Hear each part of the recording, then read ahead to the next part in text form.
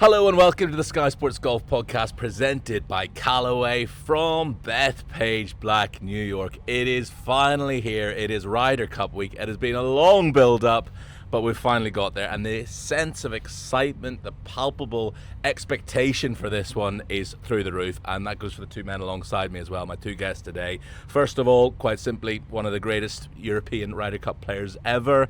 Part of the first European side to beat the USA. Part of the first two European sides to win on away soil as well. Yeah. Sir Nick, how excited about you? Well, it's great. Yeah, it's amazing how time flies, isn't it? To think we were...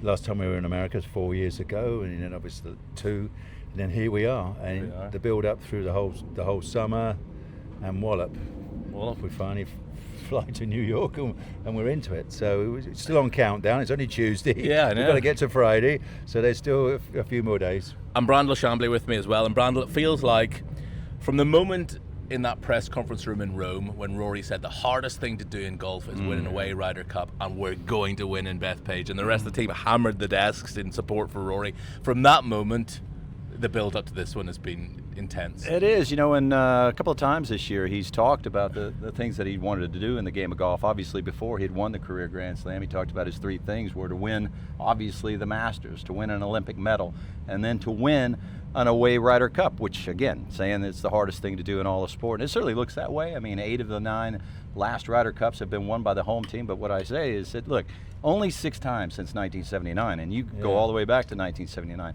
only 6 times has an away team managed to win. But 4 of those have come by Europe. And you were the first one, 1987. Europe had never done it. And one of the questions when I found out I was going to be sitting here with you was, how did y'all get ready to play the United States on foreign soil, and what was that like, finally breaking through? And we were subtler than Rory banging the table. so when we won it, it's quite funny. Seve known for his subtlety, of course. No. When we won at the Belfry, we were in the bar in our little corner of our team room, and we were singing West Side Story. We're gonna win in America. So how about that? Even on the Sunday night with 2. Were you really? Honest. So we 2 years ago. Because you'd almost done it. In what, 83? Well, 83 was very important because we got within a point. So that was the first time literally ever. So that was the start of everything, and then obviously to win at the Belfry, and then to go to Muirfield Village. So you're right. You've got to come on a mission. I mean, so I'm delighted that Europe have said 2 years ago we are coming. So that's your mental thing. It's like, okay, that's the mission. Let's get on with it. Let's do everything we possibly can. Let's get everybody out of our way, prepare the best we can, and we are on a mission to come and do it this week. So it's not going to be a surprise if it happens. So if you've mentally said, and they're in that team room, and I can promise you the adrenaline is going around and the intensity, but everybody knows that's the goal. So there's no point getting excited about leading after day 1 or whatever this. The goal is Sunday night, you want to get whatever, to 14.5 or more. Yeah. I'm predicting 15, 13 to Europe. I think we're going to do it because, as I said, I genuinely think we're on a mission. Here's a question for you, for both of you. I'll start with you, Sir Nick. The sides you played on the 80s and 90s, there was a difference, if you like, between European golfers and American golfers. And you played predominantly in the European Tour. These guys played over here. Yeah. There were 2 different styles of golf. Yet all of those Ryder Cups were kind of a point here or there. Now that all these guys are playing over here, you'd think, well, there's so little to separate the two of them. Yet the most recent Ryder Cups have been blowouts one way or the other for the home side. So why has that changed? I honestly wouldn't know that one. But you're right. It was 2 different styles of golf. European golf was, we played on far rougher golf courses, and then obviously the more you then came to play in America on beautiful conditioned golf courses, you use different stroke as well. I mean, look at these greens; they are like velvet, and so you end up learning to stroke the ball. And in Europe, we wrapped it and all sorts of things, and almost a chip putt in some places. But it was a different style. But I agree, everybody's matched very equally now, so it is down to a mental game now. It's the mental strength of who can stand up you will find your weakness here at the Ryder Cup. Yeah. And that's, I've been talking about this last, trying to help some kids, is where you can where is your weakness? So if your weakness is suddenly getting to a 7 out of 10, you're a pretty darn good golfer. If you've got some parts of your game still down at 4 and 5 because you're panicking about something, bunker play, whatever, you do not want to be here, because you're going to get found out. You're going to get found out. So if you can come in here and believe in, I can play this week, all I want to do is get out that blimmin' team door and go and play. That is the best feeling in the world. Why have the last few been blowouts to the home side? Does it just come down to the crowd? No, I'll take a stab at that. Look, I think that the data has become so much more easily accessible. Right. And for the home team to be able to mitigate the strengths through setup. And a great example is what transpired in Rome. Y'all had a preference of people who could hit draws when you were picking players, because the first hole was a dogleg left, the last hole was a dogleg left. I think the U.S. team overlooked that. Similarly, y'all looked at the United States team, and they were better wedge players. So what did you do? You shortened par fours to where they were drivable. So you mitigated a strength of the U.S. team. So in their setup, you were able to take away the strength. Similarly, I think the U.S. team has been able to do that, because look, and this is where this week to me is a little bit of a wild card, because in the past the United States has had a plethora of players who were really long but not particularly straight. So they would set a golf course up without a lot of rough. Well, now then, with just a few exceptions, the U.S. team is long and straight. Yeah. There's exceptions. Bryson Dechambeau is not particularly straight. Justin Thomas is not particularly straight. But you're looking at a Colin Morikawa and Scottie Scheffler. These are not Tiger Woods and Phil Mickelson, who, Tiger Woods was straight early, but not late. Yeah. And so they would set the golf course up. So I do think there's some of that. And the other thing I would just add is that crowds have become far more vocal. Now, maybe Nick can kick back at this a little bit, because I know they were vocal when you played, but they're even more vocal now. And I would say that the players are even more sensitive now. Yeah. I don't know why they're more sensitive. Maybe because they get more vitriol from the fans.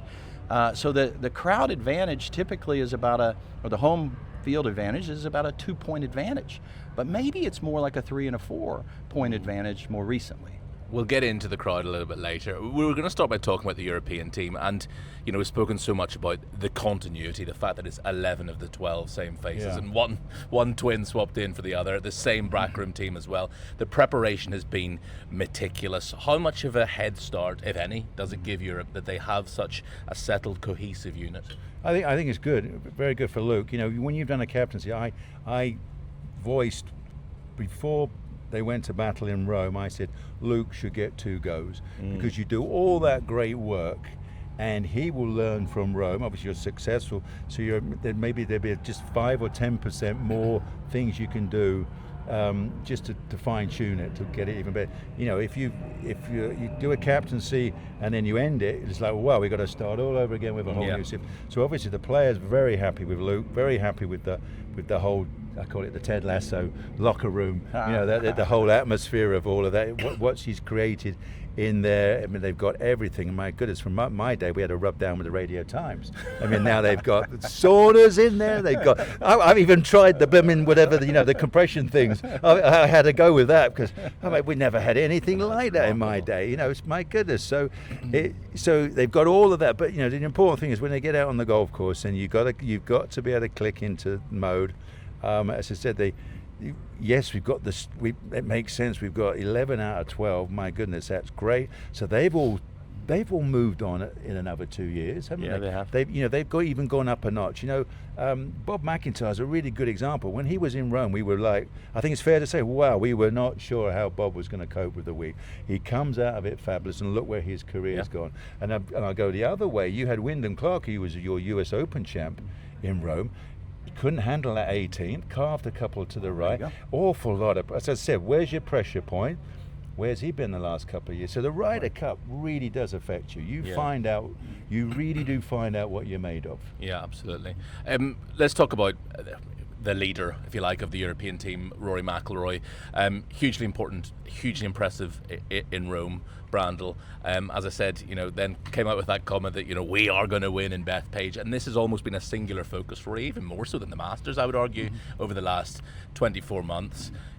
a lot will come down to Rory this week. A lot is on his shoulders, isn't it? I really feel like there's been a reset with Rory this year. You know, he had that sort of that patch there around the PGA Championship. For whatever reason, he was out of sorts, and I felt like he made some comments, I believe it was Saturday night at the U.S. Open, that I bet you Rory would like to roll back a little bit. He came out Sunday morning, he did an interview, I thought it was with Sky, with Kira K. Dixon. He did this interview, and he was a completely changed guy, and went out and shot 67, shot the equal low score of the day. And then from that moment to winning at the Irish Open, he's been a completely different guy. He's I think been a great messenger of the team, talking about the hardest thing to do is to win on foreign soil. So I think he comes in here not at all flat, on a great upward trajectory, and I think he does have a way of bringing a team together just through his passion and his spirit for this, which has been obvious. I'll cut him some slack because there's no 101 guide to how you react after winning the Grand Slam. Yeah, right. Especially when it's been that long to wait. You can call Tiger. It's about the last one. Jack, obviously. Gary,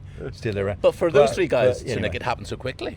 I mean, Rory had an 11-year wait to compete. Yeah, absolutely. Which I think just amps it up even more. All of that emotion and carrying.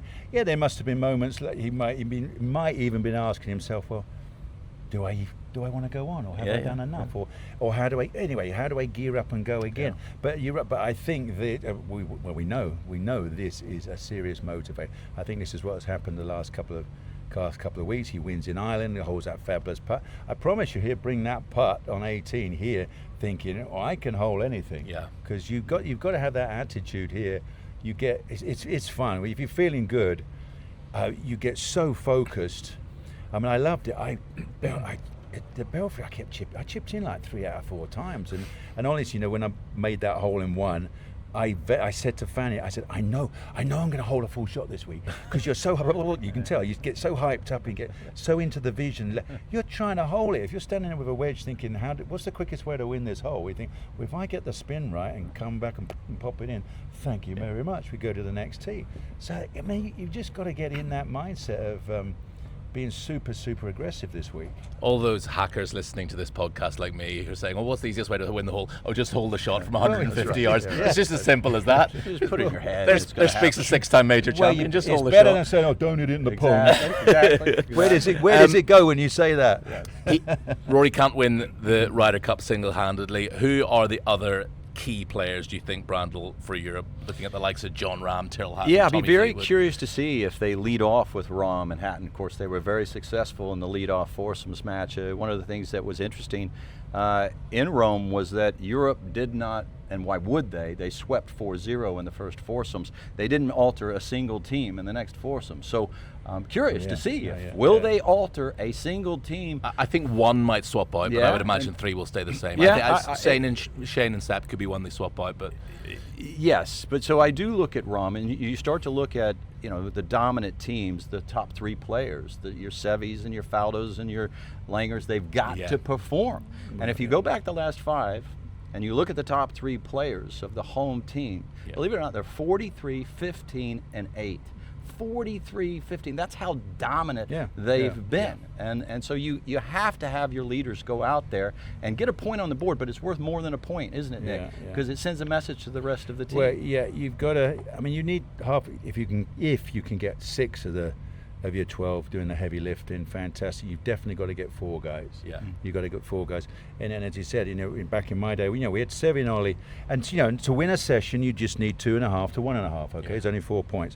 So the great thing for us, we're sending Seve and Ollie out the door, literally indestructible, invincible, which they were. So you go, well, there's a point. So out of 3 of us, we just got to get 1 more. Great, you've got your 2. Now the other 2 matches, if you just get a half, guys, well, wallop. Yeah. Actually, they both get a half. That's 3 to 1. So even whatever. You know what I'm trying to say? I agree. When you've got one group sending out there, and you kind of think that's your banker, absolutely fantastic. And the other important thing is if this is a long week. My goodness, it's a long week from now. These guys have been around. They've been here for 2 weeks. They've been in town for a week again. If you can have, like we did in Glen Eagles, you have 4-ball team and a foursomes team. That was Victor Dubisson, and who did he play with? GMAT. Yeah, captain says, you're doing the 2 foursomes guys, they went out and won both their matches. So that if the captain has that luxury of having 2 teams, he's resting guys and that's a very important thing this week, because this is a long haul. People don't appreciate. These guys will be up at 4 o'clock. They come in, they go through their warm-up, fitness, breakfast, practice. They're on the tee at 7. Yeah. They're on the range in the dark. At 6 o'clock probably, going at 7. You don't appreciate, if you go 36 and you go rinse and repeat, as they now say, do that all again for a couple of days. I can promise you live on adrenaline, which is great. I used to say, I don't mind being absolutely, cream crackered on Monday. That's absolutely fine. Yeah. You give your all for the, those 3 days. And to your point, I think this 12, they know their rule. They probably already know who they're playing with and when. Brandel. Yeah. They are meticulously prepared. Luke has dotted every I, crossed every T. We made the comparison before, Nick, didn't we, to Bernhard Langer back in 2004. Very similar character, quiet, understated, leads by example, a man of few words, doesn't say 20 words when 5 will do it. I've been so impressed with Luke throughout the last 3 years, to be honest. How impressed have you been with him? Similarly, when we were sitting on the stage in Rome and Luke opened up, in his first 2-3 minutes he spoke beautifully in Italian. I thought, well, they're 3 up already. Exactly. And I thought, and the thought occurred to me, I thought, if he put that much attention into the first 3 minutes to learn Italian and to be, there were people around us who were Italian, were like, he sounds beautiful. Like the Molinari brothers didn't know about it. It took them by surprise. They're like, wow. And I thought, if he's put that much intention into that bit, imagine what he's done for the rest of the team. I think both Keegan and Luke have handled themselves beautifully, but I couldn't be more impressed with Luke Donald as a person and as a captain. I agree what you said, 25 words into 5, because I sat with Luke a couple of weeks back at the Brit Masters. And he said, what was Gallagher's speech in 95 on Saturday night? Yeah. And as true as I sit it, Bernard said, well, you know what you got to do then, haven't you? You got to win your match tomorrow. There's the food. That was it. That was our motivation, and that's correct. That was the motivational speech. There's no point in giving you can be the best motivational speaker in the world, but if your opponent goes out in 29, you better react quick. I did read something though about that night, and I'm sure his speech was short, but I did read that at some point that night, Seve said something along the lines of, "I'll go out last," and Gallagher said, "No, Seve, you will go out first, and you will lead us." And something along those lines. Probably. Yeah. And Seve led from the front. I mean, I know he lost that match, but a beautiful article was written in Golf Digest about how he actually won by losing, because he was hitting it all over the place and turned even with Tom Lehman. And that echoed throughout the team. It's like, we can't let Seve down. Yeah, he stuck in there even though he was, he was chipping in for pars, all sorts of things, whatever. Right. Yeah, good old Seve. We'll get on to Seve in a bit as well. But, it's all the little messages as well, so Nick, that I love from Luke. The fact that I think our time, our place is the mantra, and it's plastered everywhere in the team room. And the little nods to the 4 European teams who have won on US soil. So all 4 practice days, they're wearing shirts inspired by those teams. So today they're in their white, which is your Oak Hill shirt from 95. Yesterday they were in the Muirfield Village salmon pink from 87. So, those are lovely little touches, aren't they? Well, I was chatting with Luke. He said, "You still got that shirt?" I said, "You know what, I think I do." And I went rummaging through my old suitcases and found the shirt. I even found a new one still in the wrapper. How about that? So I sent that's my shirt in the locker room from 87. That's and that you still think that was the best side you played in, that 87? Well, it was a yes, because we were the first to win in America on Jack's course, Jack's greens. We were running at 15. I mean, they were. No, they were. I went down the first, and I went at the first. It was shot straight off the other side of the green, and you're like, "Sorry, mate," and he says, "All right," she's like, "Settle down." So we out-putted America on on Jack's greens, so that was really pretty special. And that one was amazing because there was 20,000 fans on the course, 20,000 American fans, and there was only 2,000 European fans, and I started to out-sing America on the golf course, which was so great. So we were deliberate. So it took the only gamesmanship you can do in golf is to try and get the crowd going. So Woozy and I would deliberately hang back, let the Americans walk on the green first. I remember doing it up 14, and then we walk on after, and our 2,000 people were out singing the 20,000, you see. So then the next day Jack had, or somebody delivered 20,000 Stars and Stripes flags, you see? So they're all out waving, and Tony comes up to me and goes, "You all right?" He says, "You love this, don't you?" I said, "I love it, don't worry, Tony, I'm all right. Just get out there, my son." That was our pep talks, I can promise you. Brilliant. And those scenes of Jose Maria Lazabal dancing across the 18th. Well, yeah, that was when it was finally done, but it was nerve-wracking. It was very apt that Seve hold that putt on 17. I just finished, I charged through the crowd, and so I'm proud to say I was the first one to hug Seve, so pretty cool. Yeah. And then fast forward 8 years after that, and you make it back-to-back away wins as well. And we've just touched on Oak Hill already. I mean, if you wanted a good omen for this week, the only other ever time that Ryder Cup was in the state of New York, you won that one, and here we are again. That side in Oak Hill, as Brandel sort of alluded to, Seve was past his prime by then, but still the emotional heartbeat of the team. Well, unbelievable. You know that the scenes at 18, which were unbelievable that Sunday, then we kept plugging away. That was a tough week because I remember we played, and gosh, I remember I played that match and Corey chipped in at the last, and the crowd went nuts, and you got to walk back to the clubhouse, you got to deal with that, and it's different times now, and for me, obviously it was a very special week. I wasn't the 11th match, but by the way the play went on Sunday, I ended up being the 11th match, and I'm one down against Curtis with 2 to play, and win the last 2, and I've still got that wedge shot on the wall. That my legs went, I addressed that blooming wedge shot, and my knees went doing, and I went, oh, that's different. I'm honest. As I said, the Ryder Cup will take you to your max. So if you can survive it, then more than majors. Yeah, because I think you're on your own. You're on your own. If you screw up, you kick yourself and what have you. Okay. But you're there for the you're trying to do it for your team and all that extra. That putt in the 18th more terrifying than any putt you faced to win a major. No, in that one was luckily Fanny was good at lining up. Because you still got to hit it though. Oh yeah, well the scary thing was if I missed that thing, I'd be putting again. There was no, that thing was like that. So even if I got a power lip out, I'd have had this.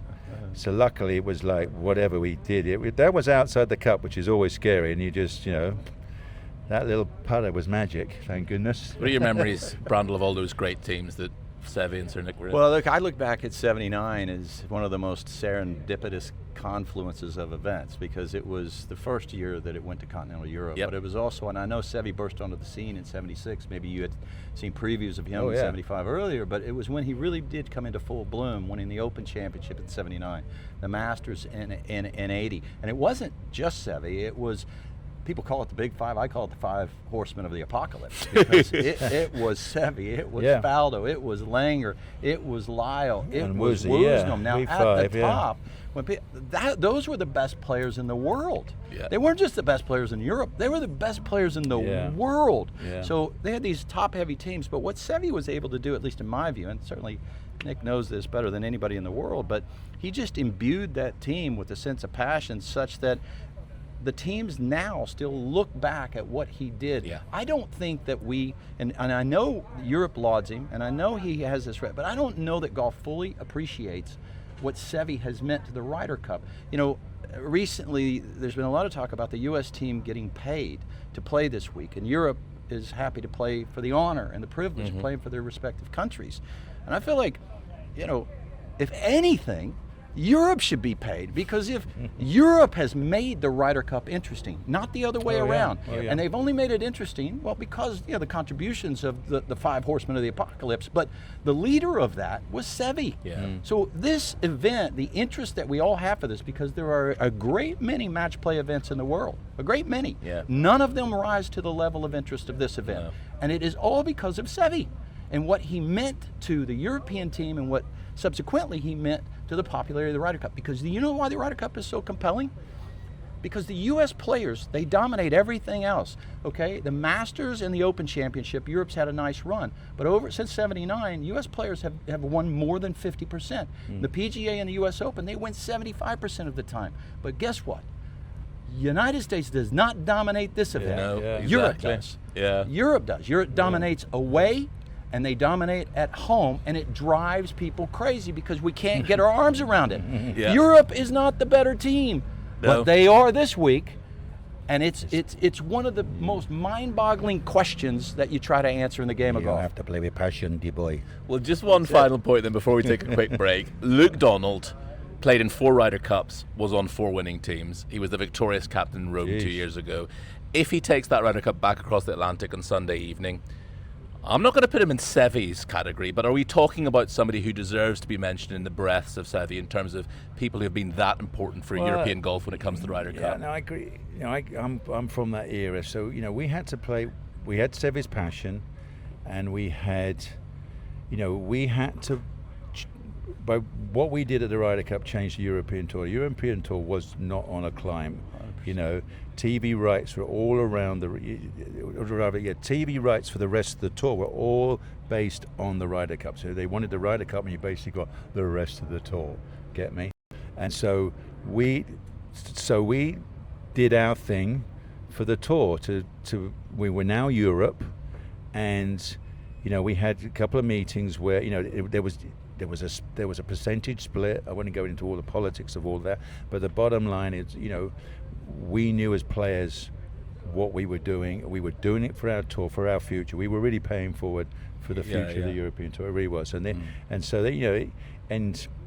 I agree. I mean, and I'm glad Rory said it as well. He said, the most important thing is you play for the Ryder Cup for a point. That's the most important thing. There's no money, and and there's 3 Olympic gold medals, and you give what to try and win a gold medal. There's not prize money. And so that amazing how that gets a great player to try even harder. Right. He wants that. I want a blimmin' medal. Yeah. And when you come to the Ryder Cup, I want to win my points. I want to walk away from this week, done my bit. Yeah. So you play with passion and that sort of thing. I'll say jokingly, whoever negotiated for an American team, to think you were right unprepared, you were 5 weeks off, you lost in Rome, and somebody managed to negotiate even more money for them. he's the freaking hero, isn't he? Right. I mean, seriously. But no, I would still to this day be prepared to play just for the point, not for brimming prize money, or guarantee. I think we managed to get pocket money. I think we managed to get to $3,000, by the time I finished, honestly. But the first ones I've done, we probably got 30 quid pocket money for the week, so it was nothing. But who cares? Yeah. You were playing American. I'm playing Jack and Tom and Trevino and Pay. The 81 team at Walton Heath. Oh my goodness! How much has Ryder Cup enriched your life? Well, motivation-wise, huge. I made it on my rookie full season. That was my motivation. And when I got to 77, I thought, right, what's my goal this year? Make the Ryder Cup team. That was my goal. Yeah. And it was always then. The odd years were Ryder Cup years, and it made you try a little bit harder. I remember, if you think if you're finishing 30, if you think you keep trying, you still try and birdie a couple of last holes because you might finish 22nd. Well, it might make the difference, and it did for me. I think I finished 8th in the money, winning about 8 or 9 grand back in the day. But I made the team on my own, and my first Ryder Cup was unbelievable. I beat Jack and I beat Watson. Watson was the Open champion. I beat him in the singles. So I had it, and that was it. It's my history of what I'm really proud of. I've got 6 majors and 11 Ryder Cups, which is unbelievable. Let's take a quick break there. When we come back, we'll be discussing the US side. Welcome back to the Sky Sports Golf Podcast presented by Callaway. Still have Sir Nick and Brandel alongside me. We've discussed the European side. We're going to get into the US side. And Brandel, I'll start with you. Look, Scottie Scheffler is unquestionably the best player by some distance on the planet. I don't know whether we expect him to go all 5 sessions or whether it'll be 4 if Plan A pans out for Keegan Bradley. But how much is on his shoulders this week? Yeah, I think he probably needs to get 4 points. I mean, he is the leader of this team. He's the soul of this team. He is by far the best player in the world, which hasn't automatically guaranteed points. I mean, you have to still go out there and win those points. I mean, it's early yet. He hasn't played a lot of Ryder Cups. He doesn't have a lot of matches under his belt. But his Ryder Cup record is certainly nothing to write home about. So I suspect he'll go out with Russell Henley in foursomes.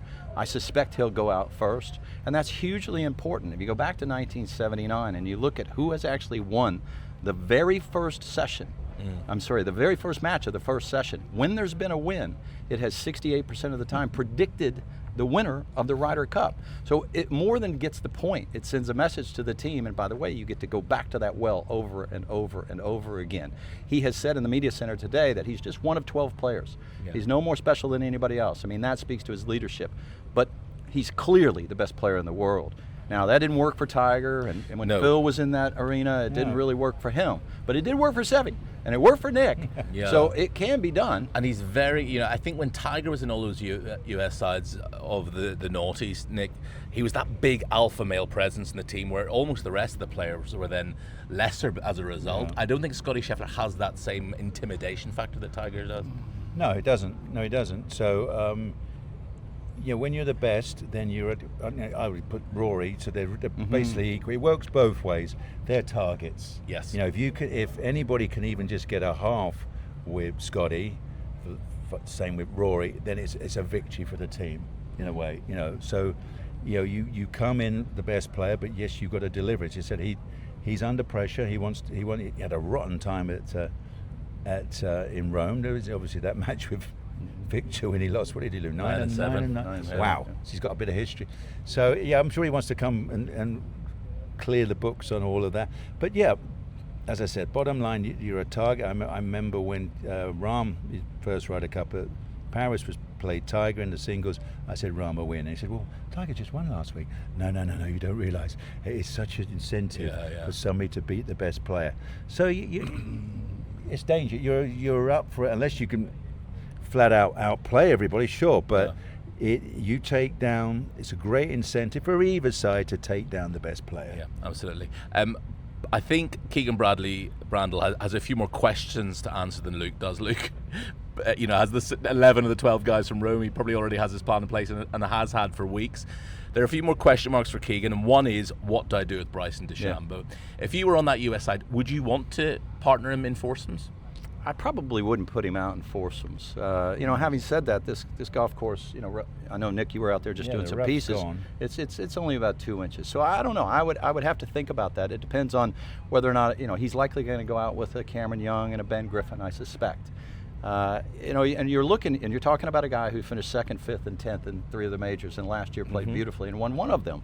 So it'd be hard to, from a theory standpoint, leave him out of the foursomes. But you'd have to look at your team and think, who are the best iron players? I'm interested in your thought on this. Wouldn't you typically go for the best iron players in the foursomes? And that's not his strength, and he hasn't proven to be easy. It was his Achilles to heel pair at Augusta up with anybody. Year. He's lost matches 5-4, 5-4. I mean, he's only won 1 match when it comes to a team match in the Ryder Cup. So he's been difficult to pair with people. And he's such an individual. Well, this golf was actually a lot easier than the US Open setup. Way easier. So when I was coming here mentally thinking, this is going to be a ball striker's golf course, tee to green, and foursomes is exactly that. You want your 8 guys who are basically hitting it on a rope, and you send them out there. And I thought, especially this is a tough golf course. It's still tough, not mega tough. So so there's a little bit of give, hit it in the rough this time around, but you still want. More than likely, we might have a bit of rain coming in. It's going to be soft. So, bottom line, yes, foursomes, you want the guys to just keep churning out your 8 most consistent players. Simply, and agree, Bryson is not consistent. He's left, right. And, and pretty shocking stats with his iron play, really, isn't he? Right. So, more than likely, no, he won't play it, but obviously very useful.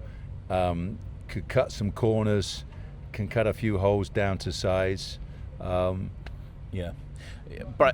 I talk about the question marks, and I look at the US side. You've got 4 rookies in there in JJ Spawn, Russell Henley, Cam Young, and Ben Griffin. Sink or swim for them. No one knows how they're going to cope. They've had tremendous seasons, all of them, but remains to be seen how they'll cope with the Ryder Cup atmosphere.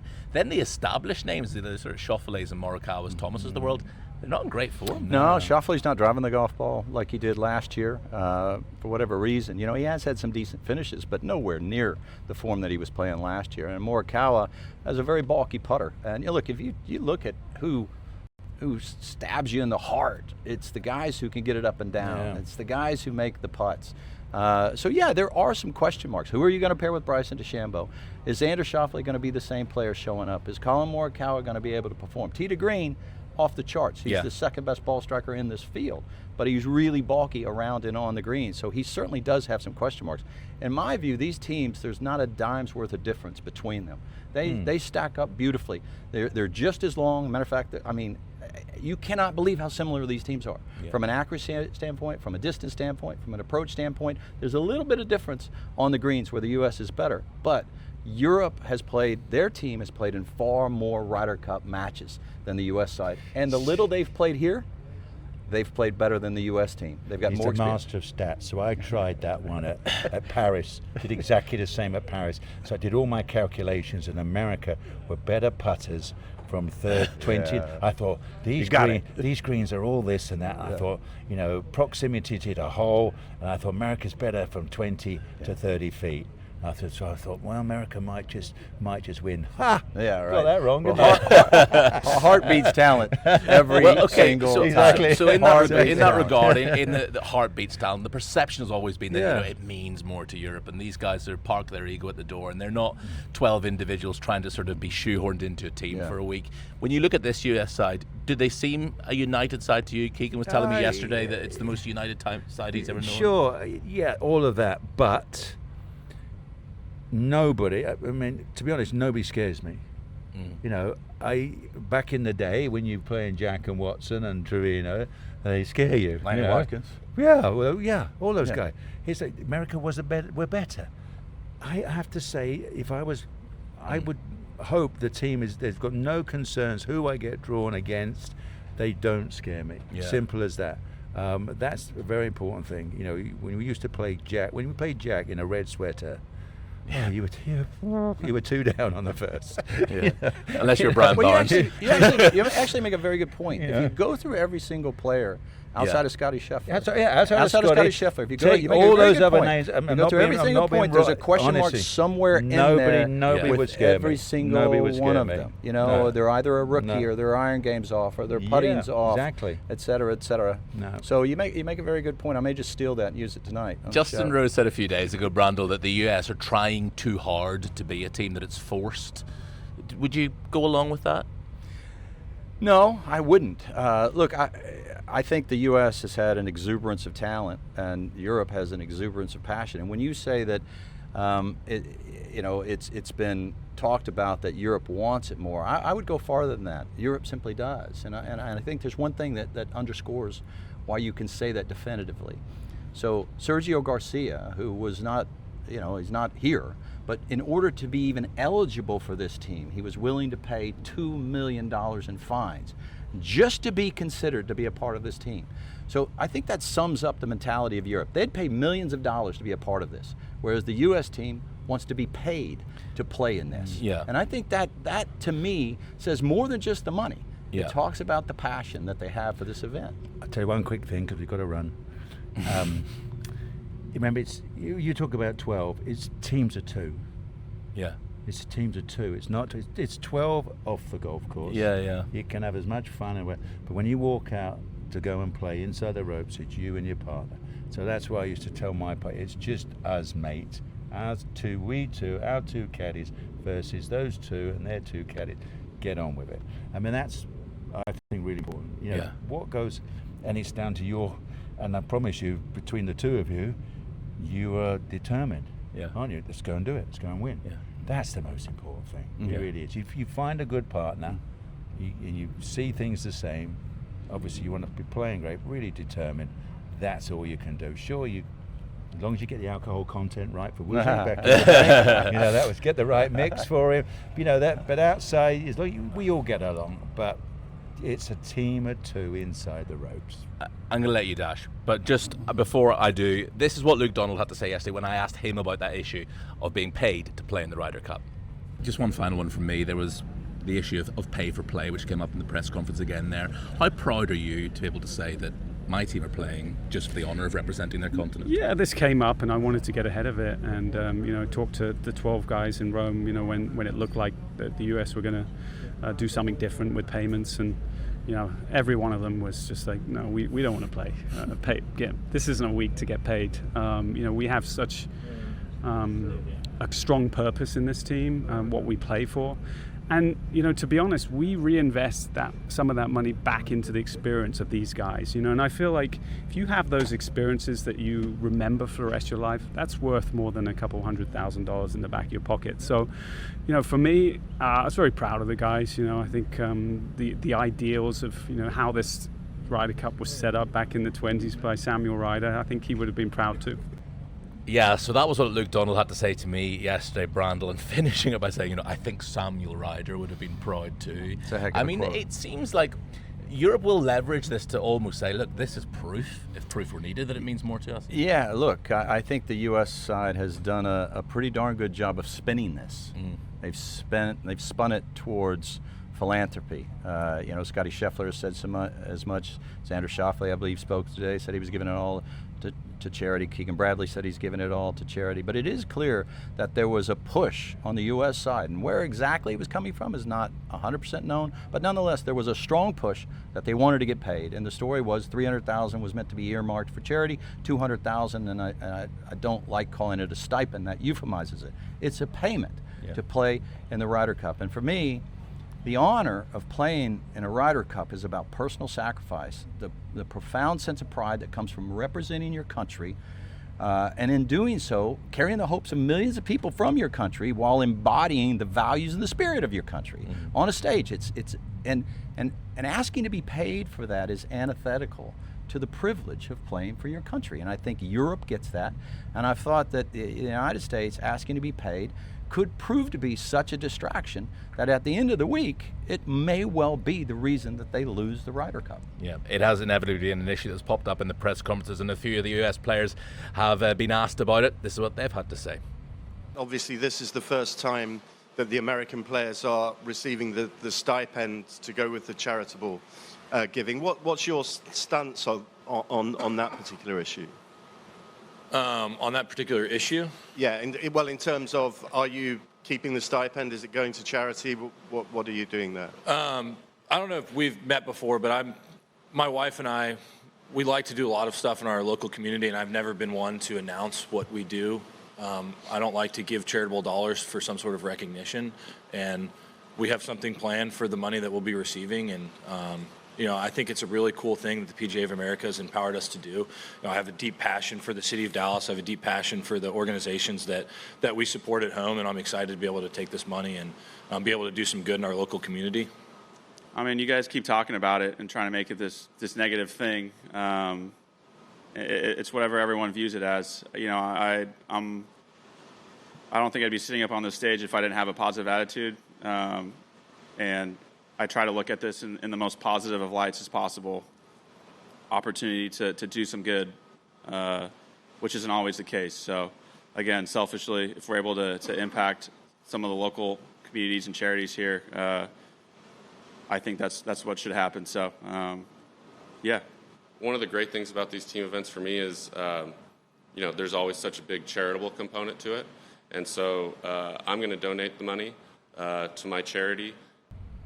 So yeah, that's what the players have to say about an issue which no doubt will rumble on until the first ball is hit on Friday morning. Brandel, the opening ceremony has been moved as well because they're expecting torrential thunderstorms on Thursday. And it's hard to believe that when we're standing here in glorious sunshine, but that's a bit of a disruption, isn't it? It is. I miss the days when weathermen used to get it wrong. Anymore they got an AI computer-generated forecast, and they're almost like Scottie Scheffler trying to hit a green with a wedge. They're too spot on. But yes.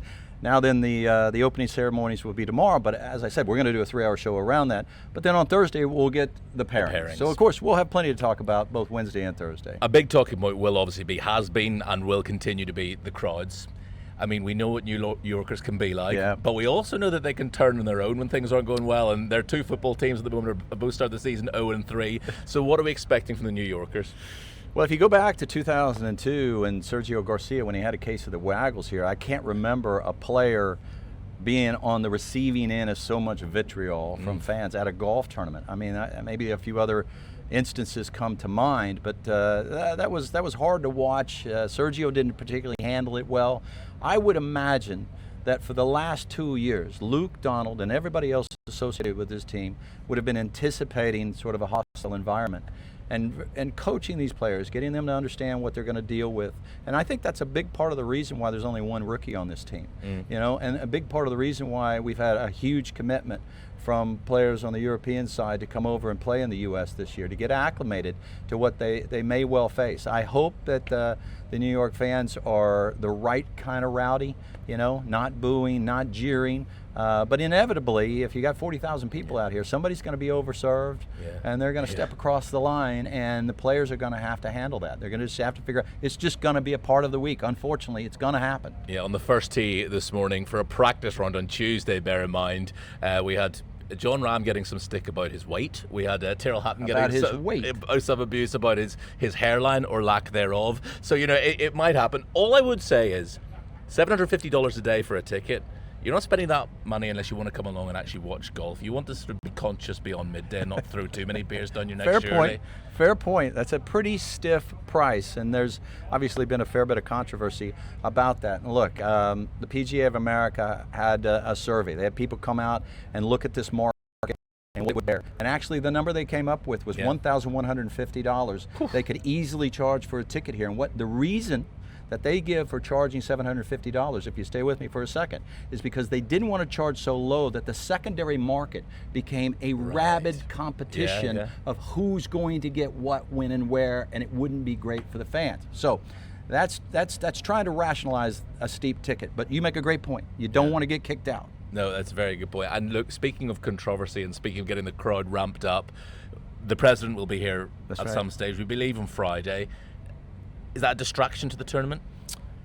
I don't know that it would be a distraction. I mean, the president has been showing up at sporting events all year long. I think he did go in and give a pep talk or two to some teams. I was listening to Scottie Scheffler talk about that it's not planned for the president to come in and speak to them. I know the president is a huge golf fan. Goes without saying with the golf courses that he's involved in and how much golf he plays. But he pays a lot of attention. It's hard to believe given all that's on his plate, but he pays a lot of attention to competitive professional golf. So he's vested, just like we are, in the outcome of the Ryder Cup, and he will be pulling hard for the United States. Scheffler says he gets texts from him all the time. Yeah, absolutely. Let's just wrap up by, I just want to ask you again about both captains. I asked you earlier how impressed you've been by Luke. How impressed you've been by Keegan? Very. I thought him not picking himself, if he goes on to win, if they go on to win the Ryder Cup, that may have been the defining moment, not picking himself. Because to me, that is personal sacrifice. That is saying that I've got a job to do, and my job is to get y'all in the right frame of mind, take care of all the backroom issues so that y'all can do what you need to do. And from a strategic standpoint, if he had picked himself, it's likely that he would have needed to play in the first or second match, limiting the strategy that he can employ because he needed to be on the back end. So now he can give 100% of his attention to being the captain. Him making Larry Nelson an ambassador this week, that hit all the right notes. Larry Nelson should have been a captain. The biggest oversight in the history of the PGA of America, with all due respect, in the last 40, 50 years, I would say, is not naming Larry Nelson a captain.